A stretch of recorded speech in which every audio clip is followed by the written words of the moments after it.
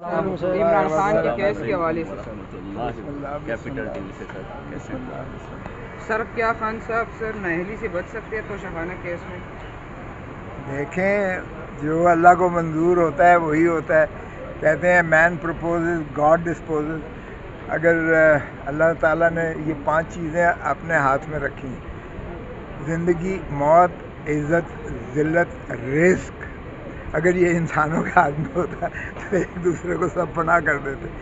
تو یہ اللہ کے ہاتھ میں ہوتی ہیں.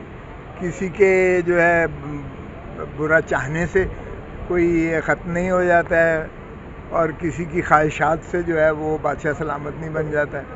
لیکن سب سے بڑی بدقسمتی یہ ہے کہ ہم اپنا اقتدار کی جنگ میں اتنا جو ہے آگے نکل گئے ہیں کہ ہم نے بالکل جمہور کو، عوام کو بالکل نظر انداز کر دیا ہے.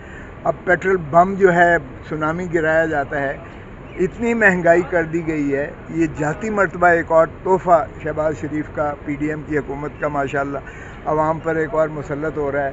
اور پرائم منسٹر صاحب فرما رہے ہیں کہ ابھی تو سینسس جو ہے وہ ہونا ہے، اور سینسس کا جو ہے پھر الیکشن کمیشن نے تاریخ دینی ہے، اور الیکشن کمیشن کہہ رہا ہے کہ جی اس میں 6 مہینے اور لگیں گے.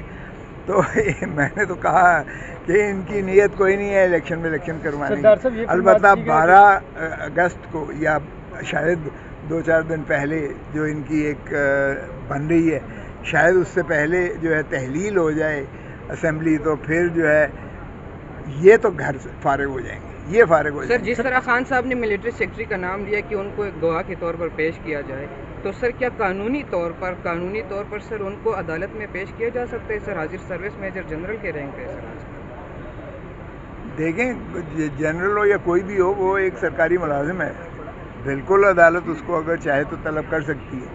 لیکن اگر ہمارا نظام ہی اتنا کمزور ہو گیا ہے کہ ہر چیز تابع ہو گئی ہے کسی اور کے، اور قانون کی بالادستی نہیں رہی ہے، اور آئین کی حکمرانی اس ملک میں نہیں ہے، تو پھر ظاہر ہے کہ اگر عدالتیں کمزور ہو جائیں گی تو پھر یہی ہوگا. اب دیکھیں، یہاں چیف جسٹس صاحب کی بینچ نے حکم دیا کہ 14 مئی کو الیکشنز کروائے جائیں. نہیں کروایا.